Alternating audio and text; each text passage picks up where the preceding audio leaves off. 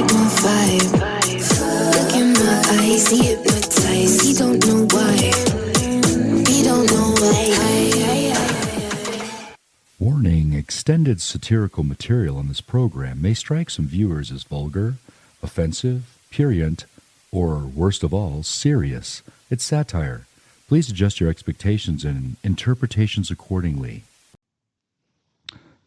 This is Why So Spicy coming at you with Nicholas B. And I have excited to introduce Colonel Drew Miller, also known as Doctor.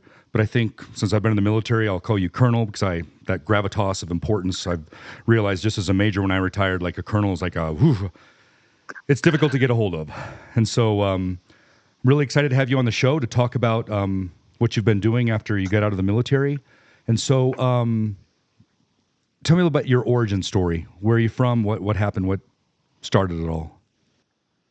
Sure. Well, from Nebraska, went into the Air Force Academy out of Civil Air Patrol and was an intelligence officer. And I guess that's relevant to my work now running Fortitude Ranch because I've always been aware of threats and followed them, obviously, as an intelligence officer. And I saw as if the Soviet Union saw it go down. And after the Soviet Union fell, we had, it was going to be this big peace dividend. And there was a perception that, the world was getting safer, but that was never true. And folks like us in the, in the intelligence industry realized that what really drives threats, overpopulation is part of it. But the biggest thing is just new technologies. And so I recognize that the Soviet Union might be gone, but the nuclear weapons are still there, and there's new means of killing us, and there's ones coming out every day, artificial intelligence, a recent one in the news. So anyway, back to your original question. Intelligence officer, then I was in the reserve and guard, so I actually spent more time in business than the military. Oh. And then I, being aware of threats, I was always a prepper. So I was prepper for, the vast majority of my adult life. But one day I finally just figured out that, if I got my little hiding place in the Colorado mountains, and I go there, so there's going to be marauders, people who aren't well prepared out there around attacking, who do have supplies to kill us and take our supplies. And I came to the conclusion that I'm just kind of setting my family and myself up to get slaughtered. So I was working in the survival communities, the nation's largest recreational and survival community as a business we've been running the past decade.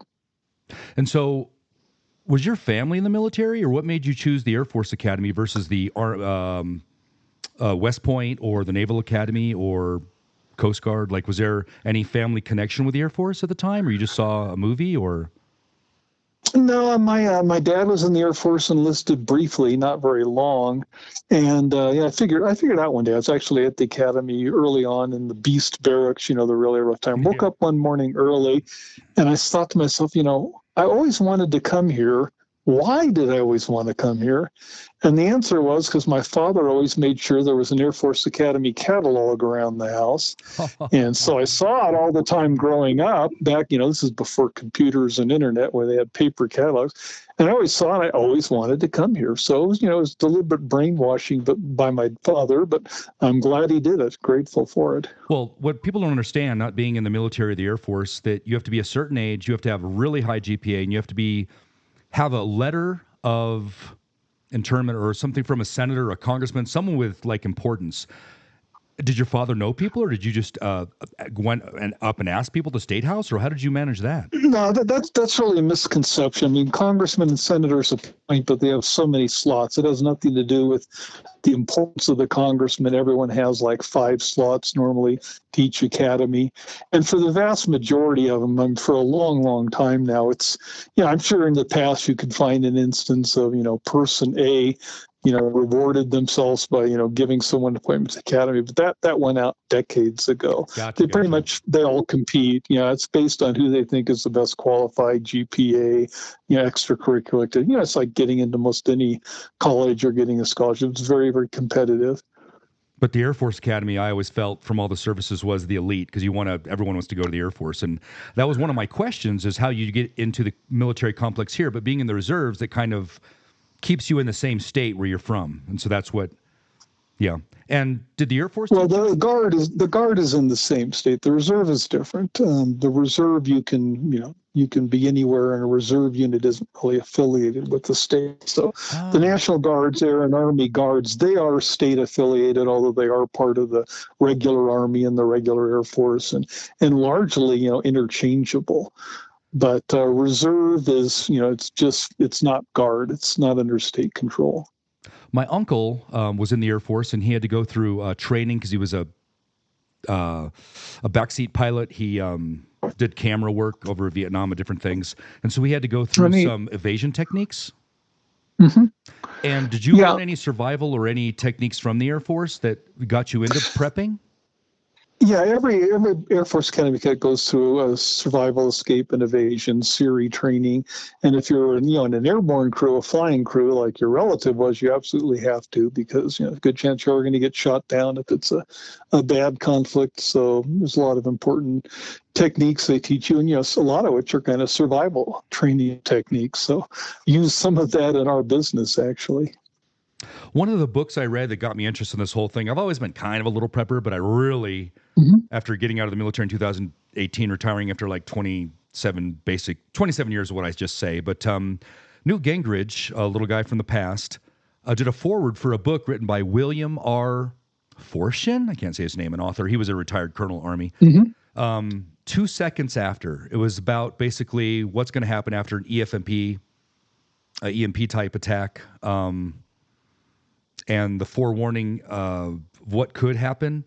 Have you ever read that book, or do you read any of those books out there that talk about EMPs or disaster type?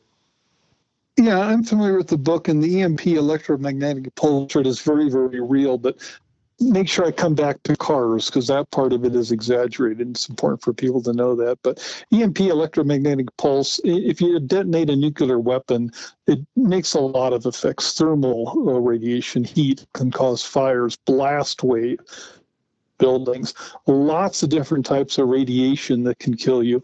And EMP is another type of radiation. And basically what it does is when it hits you, or hits especially a wire, it kind of makes it radiate, generates heat, and that's why it destroys computer chips. And wires are especially bad. For example, I'm sitting here right now next to an high-frequency radio. I wisely have it selected to where I'm in a switch. I have an antenna switch where it's off. There's no antenna connected to my radio. If you've got a radio or anything connected to an antenna outside and there's EMP generated by a nuclear weapon going off, that wire collects that EMP, brings it in, and then when it hits the chip in your radio, it not only destroys the chip, it's a good chance it's going to blow up your radio too.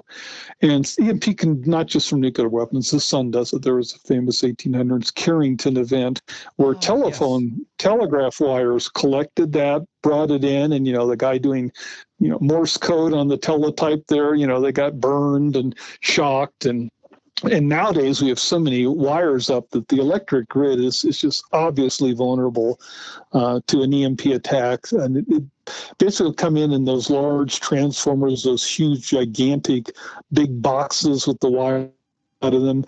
That signal will go in there and they'll be destroyed. When that happens, it will take us, these more honestly, probably years across our grid. So we'll lose our grid, and at that point, we'll lose our economy and we'll lose estimate by congressional EMP study. There was population. And talking about that. But let me go back to the book. I don't want to forget this, because people think that cars are going to be destroyed by EMP, and by and large, that is not true. What? If you ask them in the prepper community, yes, that's not true. If you ask people in the prepper community, 95% will say EMP will destroy your car unless you've got a carburetor and no chips, and that's just not true. I was in the Air Force. I worked with engineers, and I was not just in the Air Force. I was in U.S. Strategic Command, or U.S. SAC, Strategic Air Command, and then U.S. Strategic Command. The nuclear agencies. So, work with people who understand EMP very, very well and harden systems for it. And your car is in a metal cage, unless it's fiberglass or something. And that shields your car very, it's not quite a Faraday cage, but it does shield it very, very well. Plus, you're not connected to any antenna.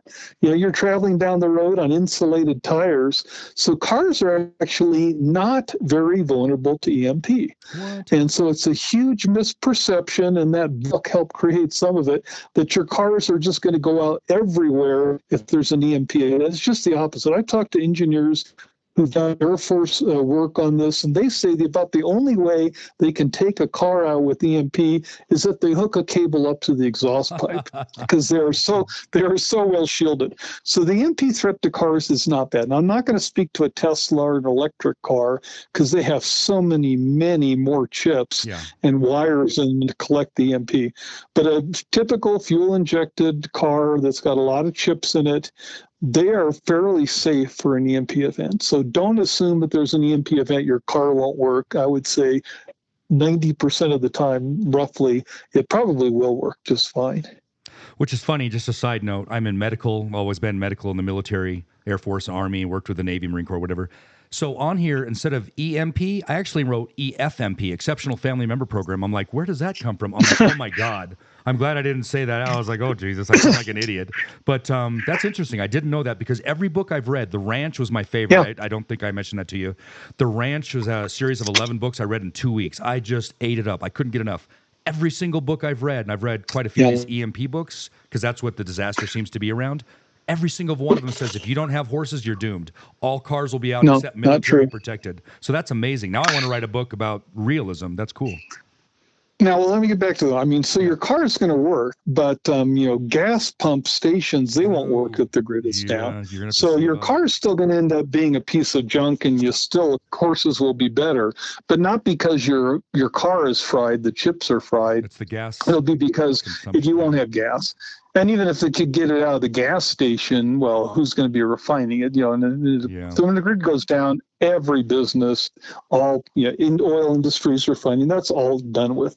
And water systems are down too. If I could plug something real fast, everyone needs to watch this documentary. It's out now. Very professionally produced, very concise. It's the best explanation of not just EMP, but all the threats to our grid, physical attacks, cyber attacks. And it's called Grid Down, Power Up. So if you Google Grid Down, Power Up, it'll come up. It's an excellent documentary, professionally done. All the, tons of experts are on this talking about threat. It's produced by David Tice, a Texas investor and businessman who's been working to try to get people to fix it. And I like the guy, I like what he's doing, but it won't work because we've known about our grid vulnerabilities for many decades. I mentioned a congressionally funded study. We absolutely ignored. And the reason it's ignored is the solution is harden the grid. And we could do it. It would cost billions of dollars, though. Your electric bill will go up. And if your electric bill goes up, the politicians are afraid someone's going to run against them and say, your electric bill is, a couple $100 higher this year because Congressman X forced the utilities to harden the grid, and they're afraid they're going to get voted out of office, and they prioritize re-election over everything else in the world. So our grid is as vulnerable now as it was decades ago from problems we absolutely know about. Sooner or later, not just Russia, China, but North Korea with its small, inaccurate, puny compared to ours nuclear force, can take down the U.S. electric grid. They've got the ICBMs now with the range to do it. You don't need any accuracy. You just explode in the atmosphere high up over the U.S., and the effects cascade through the grid, and it's the end of our electric grid, which means there's no municipal water systems, no economic functions, no water systems. There was something done in the Bikini Islands back in the day in the 50s, 56, 59. Yep. There was the Carrington event, of course, 1856. I always forget the number there. It said 26 miles in the atmosphere creates the best EMP pulse, about 425 miles. So if Cuba, Russian type, communist, if they just launched something over their own country, that would hit 425 miles up to like North Carolina. If another foreign terrorist group, whatever country, did something over like New York area and then Ohio, it would pretty much wipe out our grid. There's 13 separate grids in America, though. Doesn't that help us like protect of not just one grid, like maybe a smaller country? Does that help us Well, protect? they're all connected. So theoretically, something could go off that, the main impact is in Florida and it could go everywhere. Now, Texas is a separate grid. They might survive there. But our grid is connected and those things go. For example, we had a big power outage a decade or so ago where some lightning strike happened in Canada and it took down the grid across the Northeast U.S. because they're connected to Canada. So those things can spread. So don't be confident that, hey, if it goes off far away, it's not going to get to me. No, the grid does travel across the U.S. And those cascading problems can occur. Dang, that scared me even more. So there was a commission that came out, something called the 9/11 Commission, to go over things that occurred with the Twin Towers. And I didn't realize, reading about, there was a EMP commission that came out the same week, but it was overshadowed, of course, by 9/11 because that's all we focused on and went to war over it and everything. Were you aware of that EMP commission and any of the findings they came out with in that report? Yeah, and there's actually been two of them. So the first one came out, and I mentioned earlier, they talked about the vulnerabilities, and there was in there the estimate that if we get a bad EMP event and the grid is down, you could lose 90% of the population. Again, there's not just no economic production, there's no farm production. I mean, nothing gets produced, no water systems. It's mass death, and the people struggling to survive are going to cause a lot of casualty too. So this was published. Congress did not a damn thing, but after a while there was pressure to act on it. So Congress took a bold step. You know what they did? No. They decided to do another study. That's a way to put it. So there have been several. Yeah. There have been several congressionally funded, official, formal EMP commission studies by experts. They've all come up with the same conclusion. Yes, you could destroy the country with this. Yes, we absolutely must fix it. And it doesn't happen. So David ties with this grid down power piece. What his documentary does is at the end he urges people and gives you a way to contact your congressman and pressure them to do something. So again, I commend him for doing it, but the historical record tells me it ain't going to happen.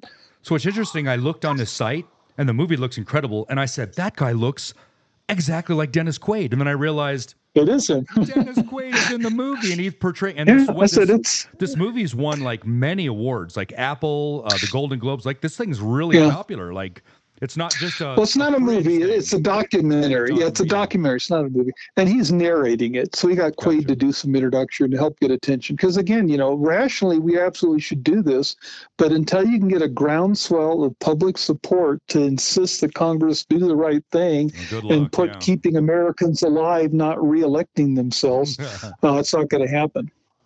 Yeah, that's and I'm wondering, I just realized like how much knowledge you have. Have you ever written a book or considered writing a book about survival or these events or? Yep, I did. It's called Rohan Nation, Reinventing America After the 2020 Collapse. I wrote it a decade before 2020, and I picked 2020 as the year of the collapse because I think the collapse is going to happen before then. So if I had it to do over again, it would have been the 2030 collapse or something. But yeah, and so in this book, there's both an EMP event and there's a pandemic. Whoa! Because bad guys are going to tend to pile on. So if there's a bad pandemic in the U.S., that'd be a good time to do an EMP attack on us or something else. So. If they want to move on Taiwan, if Iran wants to do something in the Middle East, Russia wants to do something, in Ukraine or elsewhere, it's best if the U.S. and other big nations are, out of action. So when one bad disaster hits, there's a good chance that other nations will do something to take advantage of it as well, invade Taiwan, whatever it is they want to do. And funny you mentioned that because it's in the news right now, is that China is actually talking about 2025 as their target date to invade Taiwan and America, and they have so many fake islands around there, they could set up missile batteries and just overwhelm Taiwan. We have our nuke subs over there that could stop them, but there's something called Janes, I think. It's something, a military type think tank, if you will, and they've suggested they're in the UK. If America and China ever went to war, or Russia and America ever went to war, it's a stalemate because we'll take each other out, whether it be through the grids or taking out their dams and flooding their eastern portion of their country and ruining them. They could do similar things to us and harming our grid and stuff. Do you see that happening? I disagree. No, I disagree with that very much. So, well, first, before I get to that, the intelligence community didn't really, well, they did leak. They put this out several months ago, and this is from the intelligence community. If they want to release stuff, through official channels, they can. So they put it out saying, they have information that suggests that China's leader has told people that he wants the Taiwan problem solved, i.e. back under their control, in the next 2 years. So that's been out for a couple months now. So that has been, released. Didn't anyone react to it? Not that I know of. But I don't think we'll have anything like that. I think if China wants Taiwan, they will get it. The reason is all they have to do is nuclear chicken. Just a game of that. All they got to do is tell the U.S. president, we're going after Taiwan. If you resist, we're going to use nuclear weapons against your carriers. And if that doesn't stop them immediately, we'll start launching small numbers of nuclear missiles towards the United States. And if we do that, the U.S. president's going to have to back down. There is no way in hell that he can justify, losing U.S. cities, millions of casualties to save Taiwan. Just like if we're lucky, they'll give up early. But and I think that's the other reason why he's moving within 2 years. Is my bet is, I'm not political. I try to avoid partisan stuff, but I think he's going to want to do this before Biden leaves office. Because Biden will back down, and more likely than anyone else. So he wants someone who's going to give up. So Biden, will probably initially authorize the Navy and some other forces, the Air Force, to fight out there. But all China has to do is start launching just a couple nuclear weapons towards us, and we'll back down. And without getting into the details, I can't, but there's an interesting study done several years ago by a DoD think tank, and this was not classified, what I'm about to say, but when we were putting in our ballistic missile defenses, it was mainly aimed at North Korea, because it's a small system. The most it can do is take out a couple ICBMs, most likely. So that's North Korea. If China launches, they can easily overwhelm our ballistic missile defense system. But the danger you get into with this ballistic missile defense, there's unintended consequences in everything you do, and this is a good example. The danger with us putting this up is it actually could make it easier and more likely for China to launch nuclear weapons at us because we have a ballistic missile defense system. Why? Here's the reason why. Back to they want to bargain with us in nuclear chicken, get us to back down on Taiwan. So this is what they do. They tell the president, you haven't backed down. There's fighting going on in Taiwan. The Navy and the Air Force is involved. I have just launched 4 nuclear missiles towards the United States. You can probably shoot them down with your ballistic missile defense system. And so it's easier for them to launch because there's a chance it won't kill anyone in the U.S. Our ballistic missile defense system will destroy those 4 missiles. If they don't, then they hit. But it's actually easier now for China to do a small nuclear launch on the U.S. because we got a ballistic missile defense system. So they can bargain a lot more easily. And I guarantee you the U.S. president is going to back down, and they know that. And if China does get in a small nuclear exchange and China loses 10 million people and we lose 10 million people, do you think China's going to suffer from having lost 10 million people? Not really. For us, and especially with our fragile electric system, if their nuclear attack takes down our grid, we're just far more vulnerable. We don't have the stomach for it, and we have less people. Yes. So if China wants Taiwan, they will get it. Damn it. Yeah, There's no stalemate. They will get it. And I just heard today, and I don't know how true this is, that Poland was asking, since Russia moved some missiles into Belarus, that Poland's asking us to move some in. I don't know if that was true or not. My daughter mentioned it to me, but that kind of scared me. Just posturing of this, like the Cold War, and just where Russia and the Bay of, what do you call it?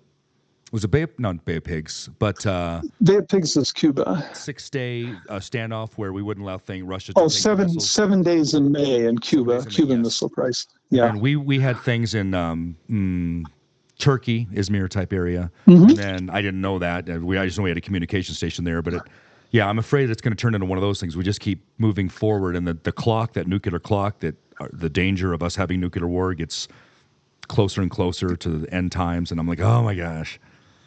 Yeah, Fortitude Ranch has covered this. We have monthly threat newsletters that Fortitude Ranch puts out. We've talked about this for the past, ever since Putin's moved on Ukraine, we've been warning.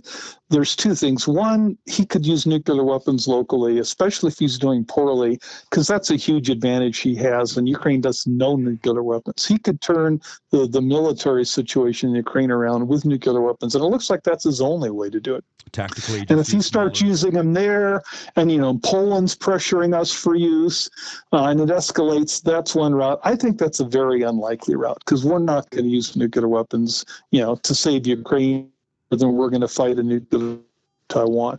But I think there's a far more likely scenario, and one that's more dangerous for us. If I was Putin, willing to do about anything to save his neck, what I expect him to do is to release a virus in the United States and West Europe. Because a pandemic, a real pandemic, COVID-19 was not a real pandemic. I mean, a real pandemic with a real lethality, something like HIV-1, avian flu, which should be renamed bird and mammal flu, because it doesn't just spread amongst birds, it spreads in mammals. I was more scared. They ought to, I was just say, if he releases that over here, it's game over for us. We're in a collapse. Odds of people going to work when you've got a 60 to 70 percent lethal virus spreading, no one's going to go to work, including policemen. No one's going to go to work. Nothing will be produced, and you're in a collapse situation, and people are going to run out of food. They're going to start rotting, and you can take out the United States by releasing, and West Europe as well. So if we're on, and you'd release it in Ukraine as well, those countries are destroyed. Russia sits back now, closes borders, especially easy to do now because they're already isolated from the war. And as a result of that, they can now take Ukraine because the Western U.S. support is gone and Ukraine's ravaged by the virus. They wait for it to die out then, and they move in and take the country. But that's a much, much better way for them to do it because it's a clandestine release. We won't necessarily know Russia did it versus China versus North Korea versus Iran versus Al-Qaeda or an environmentalist who wants to kill off most of the population to stop global warming and save the planet and all the species we're killing off. You couldn't prove Russia did it, so they don't get retaliated against. If someone uses a nuclear weapon, if someone uses a nuclear weapon, we pretty much know who did that.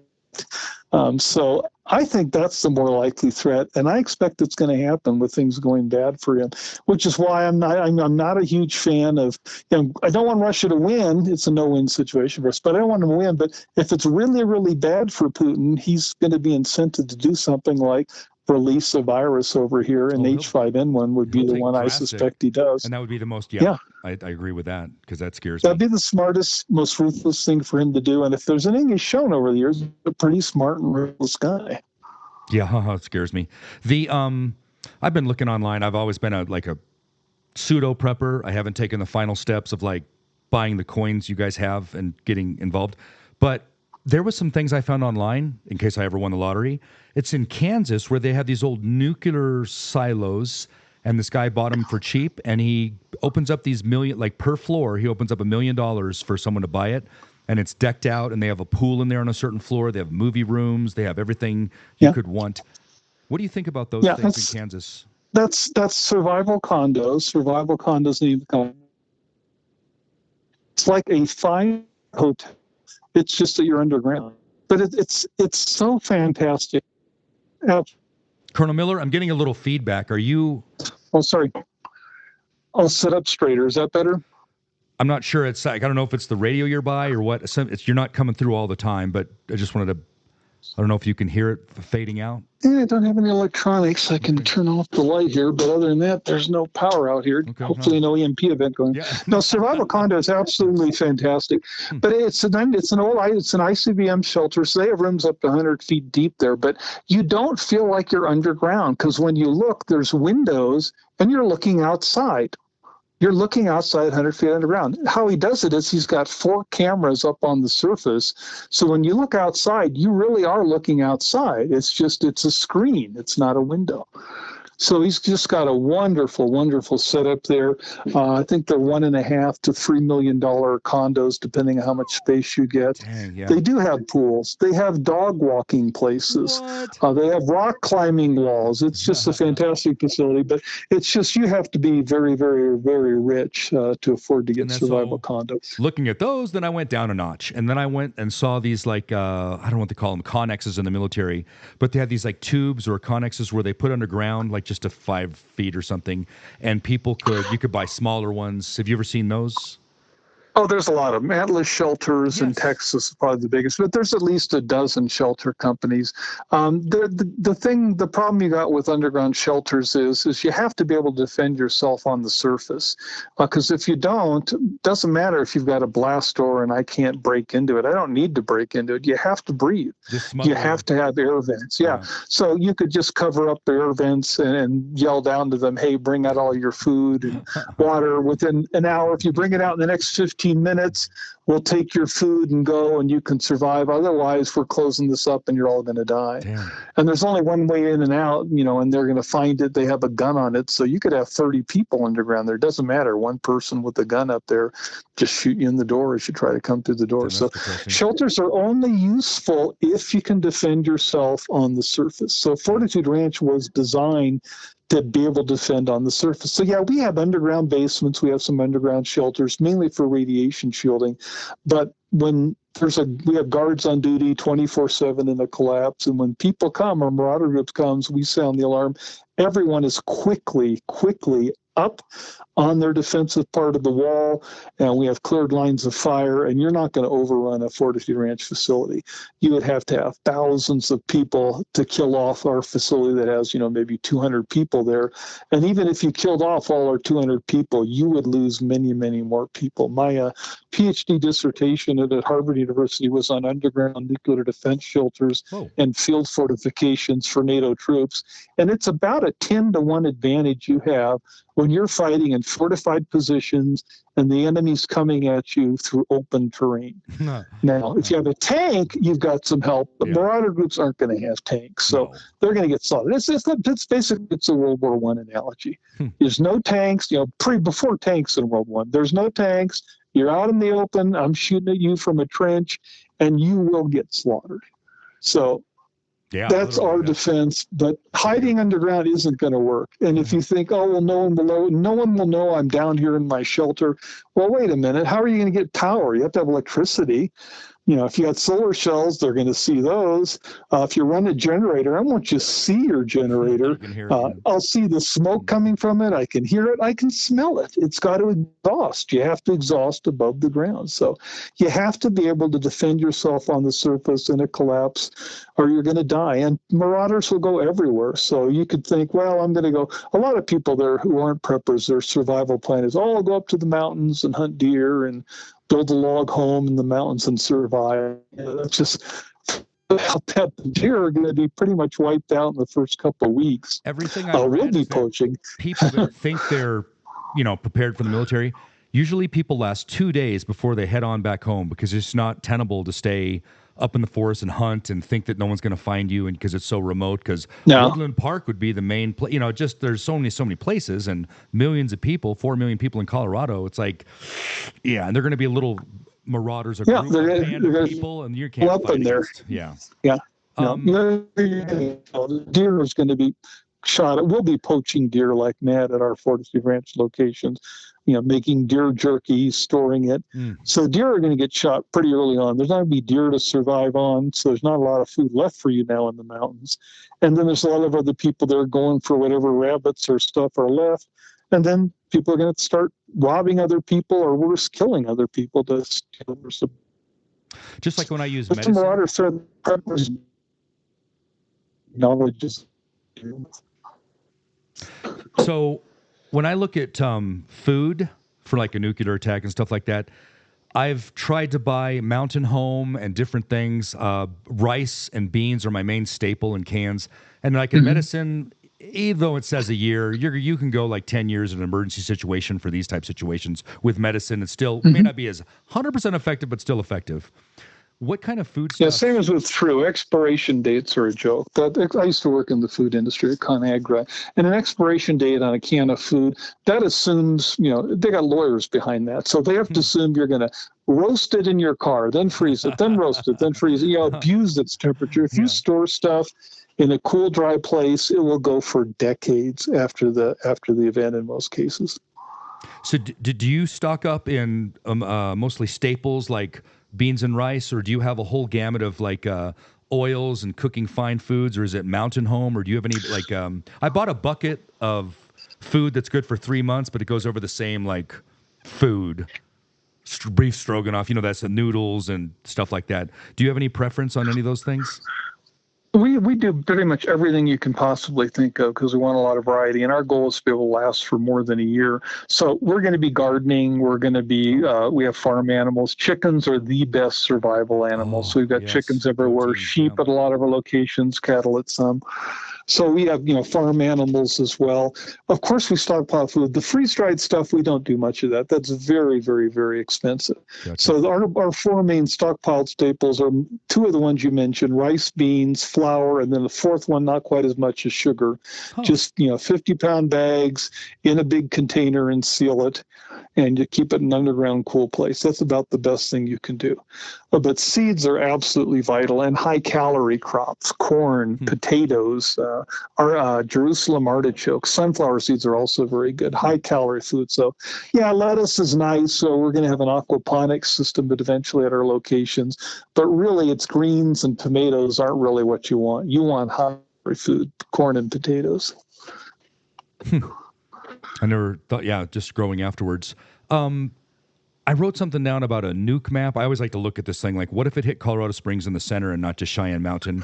And it comes up with 50, 100 kilotons and how far it would spread out. Have you ever seen nuke map or missile map, like that stuff that looks at how much it generates, the blast radius and the casualties and all that? Yeah. A lot of them, but I don't think you really need that. I think you just need two pretty simple rules. Number one is don't have your bug out location near a really high value target. So you don't want to be near Cheyenne Mountain or, certainly not Washington, D.C. You want to be, ideally, 50 miles or so away from that. But the other thing is you really can't avoid fallout. Fallout can eventually get anywhere because it's not just nuclear weapons. In a pandemic, I think there likely will be fallout in a pandemic. Does that make sense? Yes. The reason it does is because a nuclear power plant isn't going to be able to shut down in a pandemic. Again, you're right. H5N1, 60% lethal virus. I'm not coming to work at a power plant if I work there. And it takes a lot of people and a lot of time to shut down a power plant safely. That water has to be flowing over those rods or you get a meltdown. If you get a meltdown, you get a release of radiation. So, and radiation, does spread around the world. So if there's a really bad collapse, either a nuclear war or if there's a pandemic and several nuclear reactors go down, there could be fallout everywhere. But we have radiation detectors at all the Fortitude Ranch locations. And fallout is generally low-level radiation. It's not going to kill you, short term. Long term, it'll increase your cancer rates, and yes, it will cause death, but you can remove it. So you wear gloves, masks, you got the radiation detectors, it's out there, and you can see it. You'll see ash. And so you scoop it up into a wheelbarrow, cart it off away from where you are, dump it, and you're okay. I think the first So you have to assume that radiation will be everywhere. Well, for radiation levels, that doesn't really make any sense. It's going to fall. I'd wait till it falls, but if it's going to rain, I want to go out and scoop before it rains and gets into the ground. I forgot to ask about the book. This is one of these things that I didn't realize the cars weren't affected, and I didn't know if this was true because every book I've read, this statistic is used. In the first 90 days, 33% of the population will die from the EMP, and then after 1 year, about 90% of the U.S. population would be dead or really unable to function. Is that accurate at all, or is that just something that they were making up again? Well, it's a best guess. The 90% figure, again, that's from, it was actually a former CIA director, 4-star admiral who was on the CMP, congressionally sponsored EMP committee. He's the one I've seen in the source credited with you would lose 90% of the population. But the reason you're losing it is is not so much, in the initial days, someone's on a ventilator. Yeah, they're going to die. It's more because there's not going to be food production. There's not going to be municipal water systems. That's going to kill a lot of people who aren't prepared in the early days. But over time, people will starve to death and they will be killed by marauders. And that's a really bad thing. So if 90% dies, who's the 10%? The answer is it's Fortitude Ranch members, it's preppers, it's congressmen and high federal officials at Mount Weather and Site R and the other federal locations, and it's marauders. It's the worst people who survive.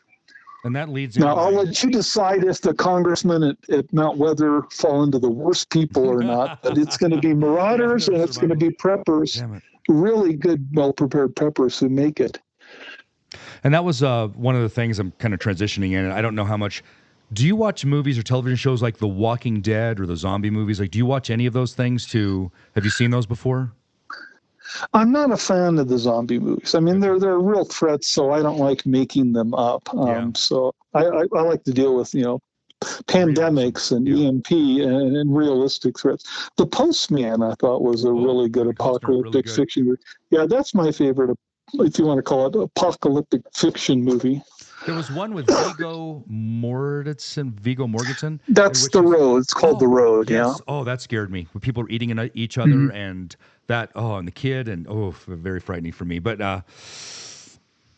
there was... The reason The Road has a good lesson in there that we actually use in some of our training. Do you remember how his wife died? It's him and his son in the movie. Do you remember how his wife died? No, I can't remember the movie now. I'm getting older. What happened? She killed herself. She committed suicide. Yes. Yep. Yeah. So, everyone thinks you need food, you need water. Well, you also need mental health if you're going to make it. And that's why, could you imagine trying to hide underground in some shelter and hope that the marauders don't find you? What stress would be like? Yeah, it would kill a lot of people. So, at Fortitude Ranch, we need hiding. We don't announce where our locations are, but no one can depend on hiding for Zarla. You got to be able to defend yourself, and we can. So, we're going to be up on the surface during the day. We're going to be working our asses off the first couple of weeks getting ready, killing the deer, slaughtering them, building walls, cutting trees for cleared lines of fire. But after that, we'll have groups that form, history book clubs, religious groups that want to meet.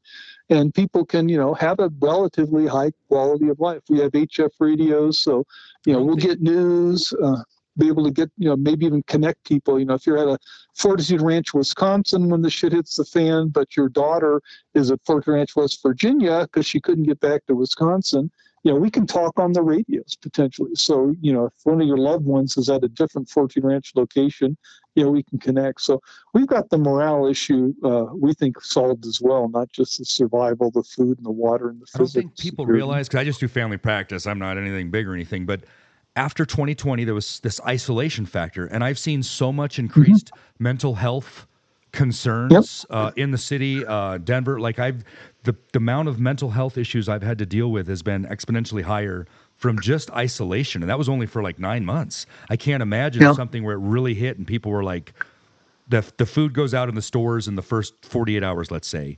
And the drugs, people that need, just the fear, the anxiety, but having people around you and you feel protected, that is enough, I think. Yeah. And so, the mental health issue is overlooked, but if it's a long collapse and you don't have a really secure situation, and it takes a lot of people, you really can't do this on your own. If you don't have that, you may end up like Viggo Mortensen's wife in The Road, committing suicide, just can't take it anymore. So I was in the Air Force initially, long story, in the medical system, and we practiced mass cows, and they were really good at practicing mass cows in America, but in a war-type situation, or what if the train overturned or whatever. And then in the Army, we did different types of mass cows, more mass casualty with the war type things. Do you guys have a medical station, and you guys understand what would happen, like if people got hurt? Do you guys have anything medical-wise? Oh, yeah. We have clinics at every Fortitude Ranch location. We've got 5 corporate, 2 franchise right now. Everyone has a clinic, and it's required for a franchise. You have to have, and it's common sense. But more important than the clinics is folks like you to have doctors and nurses and pharmacists on staff. So we've got that at all our locations. Excellent. When we first started out 10 years ago, it was hard for us to get doctors, but the COVID changed that for us. So military people and law enforcement people have always been high in the prepper category, largely because they know human nature. They know how people can act badly and do bad things. But the COVID deal really kind of woke up the medical community. So we have places now, like I've got too many doctors in Texas. I mean, I got way more doctors than I need. So we've got medical facilities. Now, do we have anesthesia? No, we have whiskey. There's some stuff, we don't have the money because our pricing is we want to make it affordable for the middle class. We want something for dollars per person a year on average you can afford to be a member. So, we have antibiotics, we've got, basic surgical knives, we got doctors, but, we don't have anesthesiology equipment and stuff like that. So we've got it, but thousands of dollars, as good as a hospital. Keeping the gases alive. And so, I don't know, I had this bucket list and I've always tried to do more. I was just never satisfied with being enlisted. So I went to college. I became a locksmith. I became a magician. I became a master certified hypnotist. I became a ham operator after I got out of the military. And I just didn't want the technician. I got the general license. And I took the test for the highest one, the expert, to be able to talk to the space station. It was too hard. I don't want to put that much time in it. Did you, does everyone on your ranch know, or does anyone have ham operator experience in like radios and... A few people have it because the test really stinks, and it's unfortunate. The government controls it, and the test should be about how do you operate a radio, and it's not. It's about rules and regulations, and how do you calculate the resistance of this circuit? Who gives a shit? I don't need to know that to use the radio. So the tests stink, but the good news is you can just get through the first two, and that's really all you'll need to practice in peacetime. Now, in a collapse, any one of our members we can train to be on the radio. We don't give a crap if they got a license. There's no one enforcing that. But for practicing, you do need that, and it does take practice. So we have HF radios on our location, but people have a big misconception of HF. It's not like, hey, I'm at Fort Ranch, Texas. I want to call Fortitude Ranch, Nevada. I just get on the radio. There they are.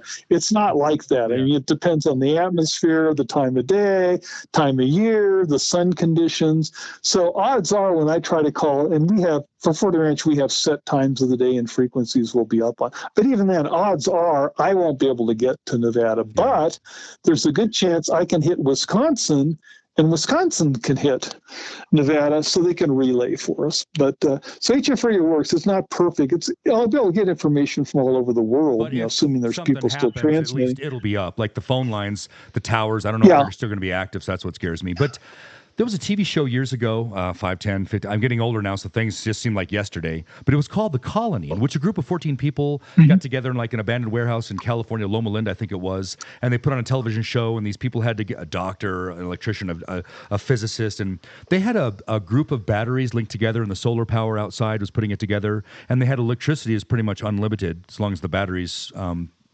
they had a garden growing and had different people doing things. Do you deal with battery? Are you guys depending on electricity at all, or are you guys still going to have some form of backup? Well, yes and no. We have three principles at Fortitude Ranch. First one is respect Murphy's Law. Assume that anything that can break will, anything that can go wrong will go wrong. Secondly is keep it simple, stupid. So, yes, we have electricity, but that is not our main energy source. Our main energy source are wood stoves for heating and cooking. Brilliant. We have solar systems. Yes, we have propane generators integrated with their solar systems. Wisconsin, we're testing a wind generator up there. But we don't have to have electricity. For our ham radio, yes, we need it. It's nice to recharge batteries. We're not dependent on it. But we have several systems at most locations, several sources of power. So, yeah, we can spin up our HF radio at nights, especially if we really need to. Back to your medical example, I mean, like if I've got, a gynecologist at Fortitude Ranch, West Virginia, and I'm having a baby and I don't really have a lot of experience with that in Texas, I want to be able to call them up and say, hey, I'm worried about this. What should I do? So we do want HF radio for that, but it's not something we depend on. And our third principle, and you'll know this from the military, is adapt. So we got got a lot of plans, a lot of resources, but we got a skilled membership base, a lot of expertise. So something's going to happen we hadn't anticipated, but we'll be able to adapt and deal with it. And part of it is because we got a lot of great facilities. We got a lot of great members with diverse backgrounds.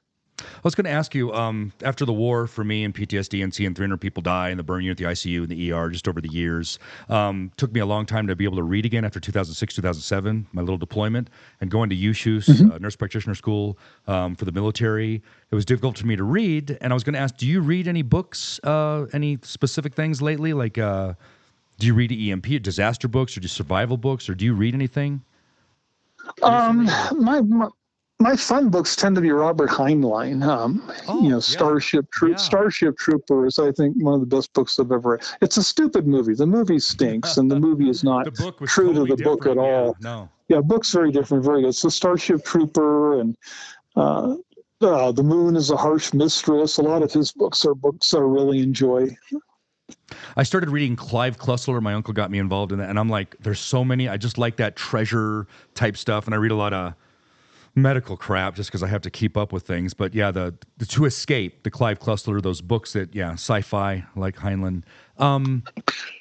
Do you have a favorite? And this is going to be somewhat partial because I thought reserves, you can still stay here. You don't have to travel all over the world. Do you have a favorite meal like that? Like when I was in Iraq, I couldn't, 15 months away, and then to train up and all that, I couldn't have Yellow Zingers, Taco Bell, or what was the other thing I missed? Things you can't have, you must have. Like, do you have a favorite meal on your birthday or anything that was enchiladas was my thing as a kid, or pizza, or what's your favorite meal that you on your birthday you want to have, or on New Year's or something? Again, I was Civil Air Patrol from like age 13 on, and then the Air Force Academy and the Air Force. I'm not a picky eater, so I can eat just about anything, and it's not a big deal for me. I was in Iraq too, and I ate enough Alaskan king crab every Friday night this year in Iraq, and it's so expensive. I was like, you know what? I'm going to eat this every Friday night, and then I'll never eat it again, and I'll save a lot of money. Because when I was in the Air Force and then I went to the Army, there was these old things in the 80s. They're dark brown MRE, and it didn't come with any heater. It just came with a Tabasco sauce. I love those things. I traded. I took them home. I loved them. And then they came out with these new things in a light green, and it has a heater. You just put a little water in there. Oh, my God. The younger kids complain about it, but I was like, I was in heaven. And so I didn't know, do you guys buy those type things or the MREs at all, or are they too expensive now? No, not really. They're just too expensive. You're paying for a lot of stuff you don't really need. Like, we don't need the little heater and a lot of the things in there. So, it's, for what it's designed for, it's great for troops backpacking it around. But again, we'll be preparing meals, and you can't eat a 50-pound bag of beans and rice. It's pretty hard to do, other than planting and growing your own. Well, I think the MREs were designed for combat and being constipated, so you don't have to all the time. This is a weird question. Like, what is your spirit animal, or what's your favorite animal? Like, not like an Indian, like I'm a wolf, but mine is a dog. Like, after seeing all these people die, my number one thing is saving dogs in the world, and because they don't understand why they're suffering in their eyes, and it just bothers me. Like, I would jump in front of a car to save a dog. Whereas, like, do you guys like dogs at the ranch? Do you allow that at Fortitude Ranch, dogs, or? Oh, yeah. If you go to our website and look at staff, we have guard dogs on our staff page, and they are by far our most popular staff people. We have guard dogs. We need them. Remember I said we had chickens at every ranch? We're out in the middle of nowhere. So if we don't have guard dogs out at night, we aren't going to have chickens because, coyotes are going to come in to get them. So, we have guard dogs at every location, and they're definitely more popular than our people staff with the members. There's something about science. Have you ever heard of Dr. I can't say his name, Miku Kaku? He's an American, but he has a Japanese name. He's a physicist who predicted things 20 years ago, and in the 90s, like about 94 to 96% of them came true. And then he wrote a new book about quantum computers and that sort of thing. Do you upgrade your computers, your Mac or PC, or do you guys care too much about that sort of technology? Well, it's interesting. The Science News, I just put out our Fortitude Ranch newsletter, and that's in there. Science News just came out with their 10 leading threats that we worry about, and quantum computers were on there. artificial intelligence was too. To me, quantum computers just, it's a better way to do, more artificial intelligence trouble.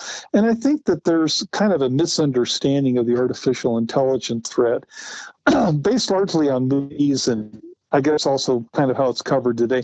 I don't think the artificial intelligence threat is so much that computers are going to decide evil things. The problem is that bad people will use computers and artificial intelligence and program them to do bad things. Like, Putin has his people, okay, use the AI program. What is the best way to kill the most Americans? And they figure out some kind of novel attack that a human wouldn't have thought of. But, you do this cyber attack here at the same time you're doing this and that, which, wouldn't make sense to us. But it turns out that, actually, that would be very, very effective. And so to me, that's the bigger AI threat. So it's not a future threat from AI that they'll become, self-sensing and believe that they need to protect themselves and start doing bad things to man. I think the bigger threat is just artificial intelligence being used by man. To do evil things. So I think that's the bigger AI threat right now. Just for the record, though, I want to say all hail Skynet, just in case. That was a little Terminator humor there. I bought a Faraday. I was trying to look at Faraday cages and making it out of a trash can and going down to Big R and getting stuff to make it. But I ended up buying this bag called Emission Darkness Dry Shield, a Faraday tote, about 15 liters. I can put laptops in it. I don't think my cell phone would be any good, but I just wanted my computer with a little, what's it called? Solar generator. Do you make your own Faraday cage, or do you buy things like a blanket or any of that? Again, the more, keep it simple, stupid, and then trying to keep things low cost. It's just simple things like keep your antenna unhooked from your radio, or if you got an antenna selector, if you have 3 antennas, get a 4-way antenna switch so you switch to 4 where there's no antenna. So simple stuff like that's the first thing. The second thing is just store stuff underground in the basement or in your garage. It's underground, it has some shielding there. And then the third thing is the one you mentioned, the metal trash cans. A metal trash can is really, really good. If you want to be paranoid, take some of that, silver tape, not duct tape, but the silver metal tape that's used for ductwork and stuff. You can put that around the lid, and at that point, that's all you need. Nothing could penetrate it. So I would go the metal trash can in the basement, ideally, or stored like that. But again, EMP is not a threat to your car. It's mainly the electric grid that's going to get. The electric grid is, until we harden it, which would take years, and no way I don't think we're going to get started anytime soon, even if that grid down power up documentary is successful. The grids are huge vulnerability, and so you need to assume there's not going to be any electric grid, which means there's no municipal water systems in cities or suburbs or small towns. So you got to get the hell out of cities and small towns and suburbs. You won't survive there. Which is interesting. I only thought there was a place in Ohio and Colorado for like the prepper community and the Fortitude Ranch type thing. But you've mentioned Texas now, Wisconsin, Colorado. Yeah, we have 7 locations. Yeah, that's impressive. So Nevada, Wisconsin, Colorado, Texas, Tennessee, West Virginia, and then we have a franchise that'll be opening up in New York soon. Yeah, we can't keep up with demand. We're going through franchising now, and so someone who owns a remote RV park or resort, they already have done most of the investment to have a Fortitude Ranch location.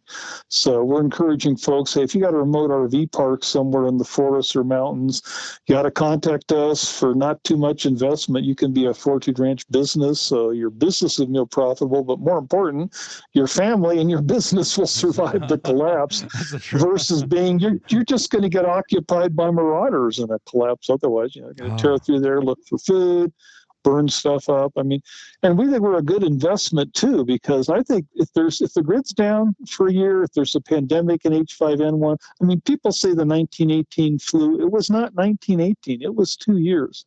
It was a year and a half that lasted. And so if that happens, I think most businesses are not going to come back ever. Maybe most of their people are killed at that point. Their facilities, that they've got physical facilities, are going to be looted. They aren't coming back. So we tell people, if you want to invest in a really great hedge investment, it's Fortitude Ranch, because we survive in a collapse. We'll still be around. And if there's a long kind of developing collapse scenario, The stock market will tank. No one's going to be building new houses or doing much. Economy will be bad, but if the collapse hasn't hit yet, we'll be expanding as fast as we can, raising our prices and expanding as fast as we can. So we're a great hedge investment for people looking to invest. But most importantly, we're a business that will survive a collapse. Most of the stock you own in companies, even if they're a huge company, my bet is they won't survive a collapse, a bad one. And my initial, back when I was younger, I always thought there was this thing called Doomsday Preppers, I think, online or on TV. Yeah, I hate that show. And it would stereotype people as like, oh, look at these wackos. And so it's just that stereotype of like, okay, I just see it as preparation, just smart preparation. But there's a stigma of that prepper word. I'm like, oh boy, those people. And so I was like, besides me just getting on a podcast, you've been successful so far? I accidentally found you online just by looking at all these things, but Atlas and all the food, Patriot foods and all that. Do you advertise in any way, or do you really have to because people are just in the... We don't advertise at all. Oh. We just have news coverage, so we're on the internet. But let me explain why Doomsday Preppers was so wrong. The first rule of prepping is don't tell anyone you're a prepper. Every legitimate preppers know that. Every single person you know knows preppers. They just don't know that they're preppers. Because our members are, professionals, military, law enforcement, doctors, nurses, basically smart, educated people. But they don't go out and advertise, hey, I'm a prepper, because if you do, what happens in a collapse? Yeah, everyone's going to come to your house, assuming you got food. They're going to try to rob you. They're going to try to follow you to your bug out location. So who does Doomsday Preppers get to go on TV shows to say, here's my house, here's my food supply, here's my stuff? The only people who went on Doomsday Preppers were not legitimate preppers. They were idiots. So they started with fairly stupid people to begin with, and then the show deliberately tried to make them look even more stupid. So Doomsday Preppers is a completely asinine, absolutely wrong representation of preppers. But it did hurt our image. It caused great damage. If I was a time traveler, I would go back, find the person who created Doomsday Preppers, and stop them from creating. And it's hurt prepping. It has. Now that's changed a lot in the last several years. Prepping has really gone mainstream. There was an article in the Washington Post, a liberal paper, and the headline was "The Preppers Were Right." So there's a recognition that it makes a lot of sense. Yeah. There's this magazine I buy, and it's kind of I don't want to call it a prepper, but survival magazine. It's called Off Grid. Have you ever heard of that? Yes, I have. I like that a lot. I subscribe to that. Survivalist, I think, is my other one. But it's kind of like a prepper type survivalist thing, and they give certain scenarios like, what would happen if the power grid goes down, the hospital, Do you subscribe to that, or do you guys have a library of any sort, like for books? We have a huge library for entertainment and then for knowledge as well. So we have like medical books, so educational things. We have old encyclopedias that no one buys anymore. God, we have encyclopedias. That's a read that during a collapse or read through it. We definitely have books and survival magazines.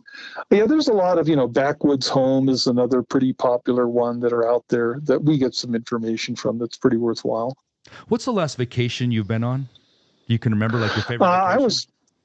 I just got back from with my wife. We went to Switzerland and northern Italy and a little bit of France. So that's the other misconception. Preppers are not paranoid. We're prepared, but we know it could happen at any time, but it doesn't ruin our lives. It's not. We don't live in fear. We're certainly not paranoid. We live normal lives. I'm actually, probably more relaxed about stuff, because if the grid does go down tomorrow, I'm going to survive. So I can worry less.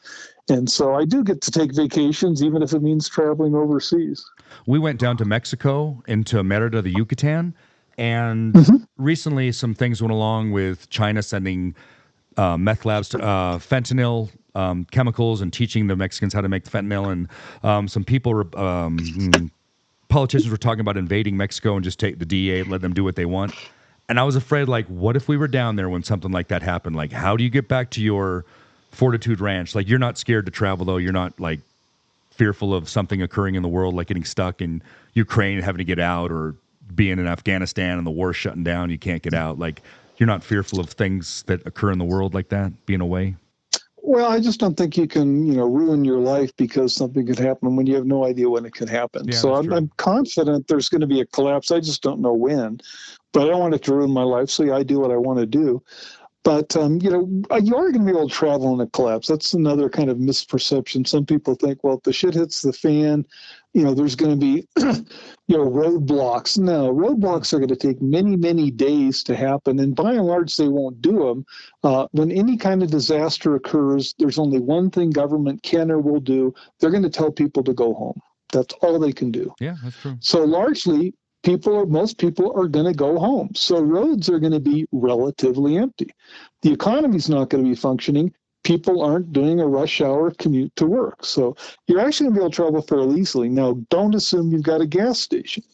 If the grid's down, you absolutely don't. Yeah. But even if the grid's not down and it's up, if it's a pandemic situation, don't go to the gas station. Oh, it's You be a could hotbed, get you're exposed to the virus. Yeah. Plus, if there's any other disaster, people, you mentioned it earlier, people are going to be going to grocery stores. I think you gave 48 hours. I don't think a grocery store is going to last more than a couple hours. There are too many people are going to be going there initially. I think looting will start in some, especially in big cities. Yeah. I think looting will start in grocery stores from day one. There used to be a saying in the prepper industry, 72 hours to animal. And what that meant was, the first 3 days, people be relatively well behaved. When they hear news that, this disaster is coming and it is going to come, they thought, for 72 hours, things will be relatively peaceful. But then people will start turning bad and panicking. And I think that's today absolute bullshit. I think it's more like 72 seconds to animal for a lot of people. So we have over 1 million gang members in the United States. They're going to start, doing bad stuff immediately because they realize that police are going to be overwhelmed from the get-go. Yep. And so I think they'll be looting from the very, very beginning. And so big city grocery stores, gas stations, we tell our members, do not go there. When you hear an alert from us or you see a collapse developing in the news, we tell people, if you can't get a message out from us, communications are down, bad things are happening, you don't need to have Fortitude Ranch tell you, hey, we've declared an alert. You know it's there. Come to us now. And we tell people don't go to gas stations. We coach our members on how to stockpile gasoline to make sure they can always drive with whatever gas is on hand to get to their home fort. And then we tell people stay away from grocery stores. Just get in the car, pack your stuff, everything you can, all the food and valuables you can pack in your car, and then head to your Fortitude Ranch location. Then I don't think they'll have any trouble. There definitely aren't going to be roadblocks. And marauders are going to be after grocery stores. They might start breaking into some homes in the first days, but going out to organize a roadblock, no, they're not going to do that. For quite a while to come, and that's more likely going to be in a rural, mountain area, not in a city, I don't think. Yeah. So travel is actually going to be fairly easy in a collapse. You'll be able to travel even long distances. You don't have to, you could travel half a day or a day in a developing collapse scenario. And I don't think you'll have trouble driving.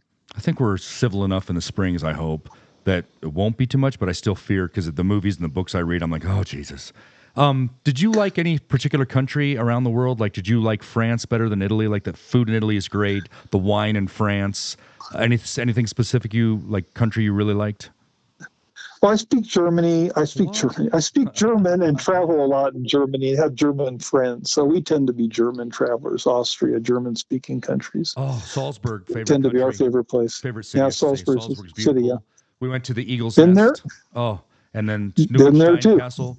And I am German, but I speak very little. Sprechen Sie Deutsch? That's it. Or this little kid in Germany said, "Oh, nine," which meant, "Oh, no." I couldn't stop laughing. Yeah. It just made me, love the people there. But this is one of those things. I grew up in California, but my grandparents adopted me because of a rough life, whatever. And I went to Arkansas, and I learned in Arkansas that I was on the football team because you had to be as a guy, and that you were either a Ford, Chevy, or a Ram guy. It was a Ford and Chevy was the big thing. Do you have any particular, I have to have this kind of car? Any superior vehicle you like or drive or over the years? Well, we tend to be pickup people, but in Colorado, we do tend to follow the Subaru Outback style just because, there's so much ice around here that you can run into. So the all-wheel drive all the time is pretty nice.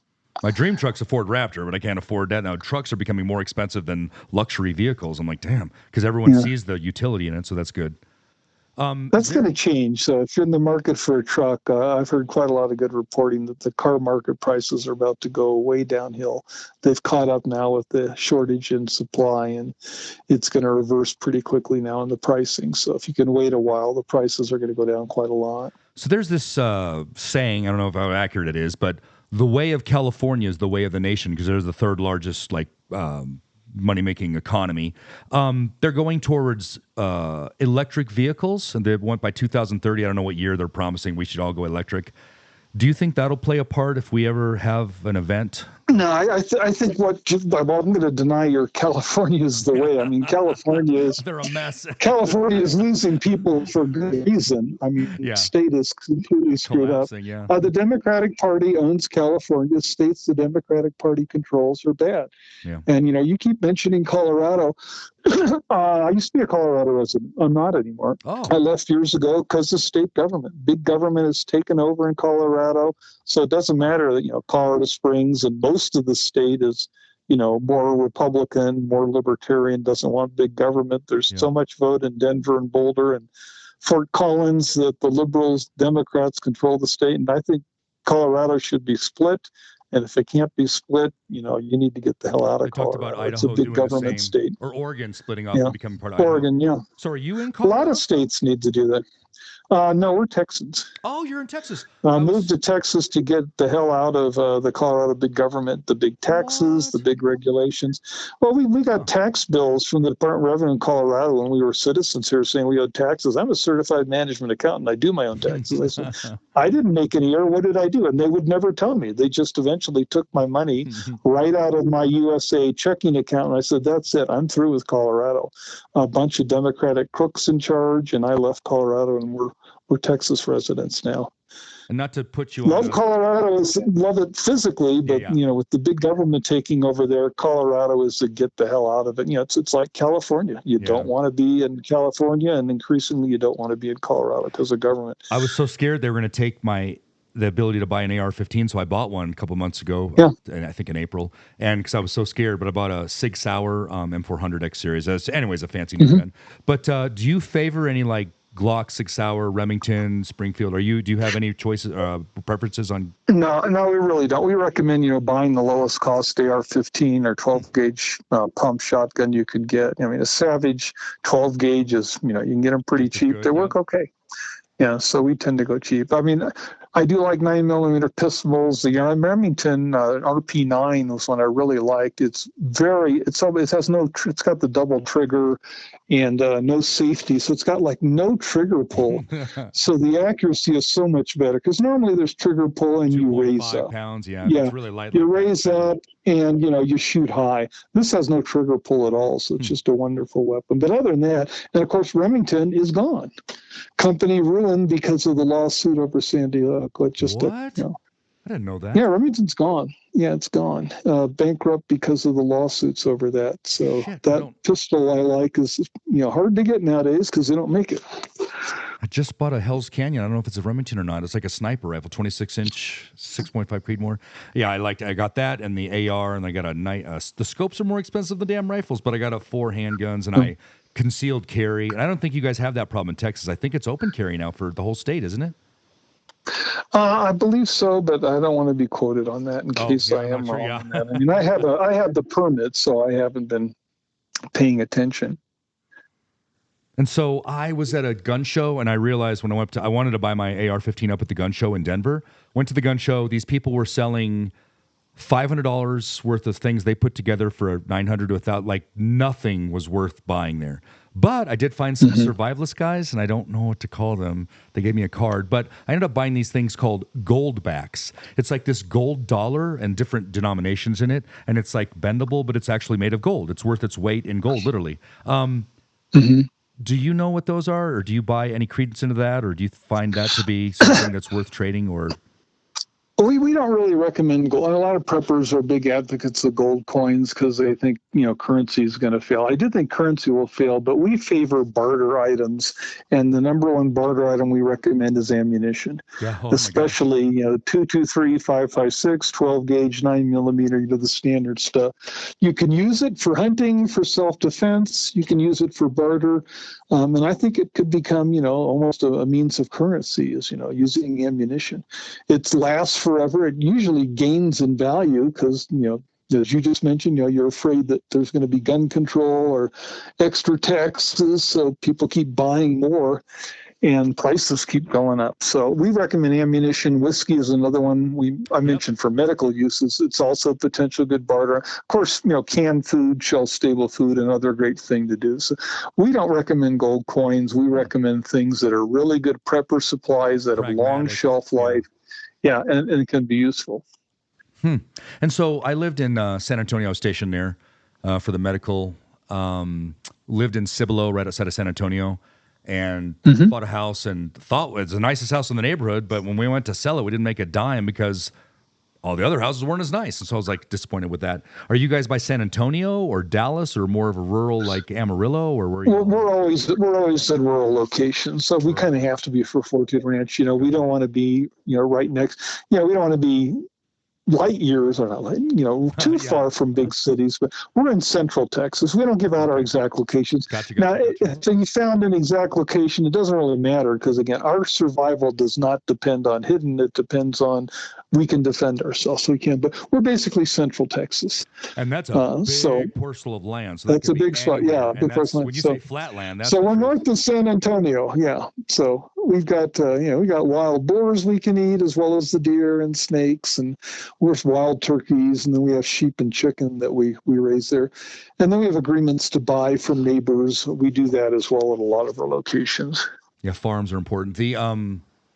I've always envisioned Texas just one big desert, but realizing that when they came across to get to California in the gold rush era, they have a lot of rivers that just traversed Texas, and there's actually a lot of forestry. I was just shocked that deer is actually There's a lot of forests. There's swamps, not just in Houston, but a lot of East Texas has some swampy forest land in it. So damn hot in Texas, 108 degrees. I was running outside, and it was a mess. That's the one downside. Colorado's that temperate, so it's not totally blue, not totally red. It's kind of purple. I don't feel threatened to San Antonio, but that's that false sense of just going on with life like a bubble and just not expecting anything to happen. No, I prefer being in Colorado. It's just, again, with big Democratic government now here in control. I don't want to be in the state anymore. Part of the not as a citizen attraction for, I think, Texas, Alaska, and Florida is that there's no taxes on our retirement. Is that how it works? And they just do our no state income tax. No state income tax. Also, Nevada, where we happen to be, and Tennessee, where we happen to be, are also no state income tax. Yeah. The other thing we're doing is now you brought that up. In some of our locations, like in Tennessee, we have a Fortitude Village now. You can live. For typical membership, you can come to Fortitude Ranch. You can vacation in any of our locations for 2 weeks a year. In a collapse, you come at any location to survive. Well, at Fortitude Village, which they've added in Tennessee, and we're doing it at Fortitude Ranch, West Virginia as well, you can lease land there and you can build a house and live there full time. Oh, that's what the there's more and more interest in that. Yeah, that's what the village means. So there's more and more people who said, I do not want to live in a big city, not just, in good times, it's not really a great place to be. It's suicidal in a collapse. So people have been bailing out of big cities, moving to rural areas. So that's why we launched Fortitude Village, so people can live there full time. And you're next to a Fortitude Ranch facility. That's why it's such a great collapse survival place.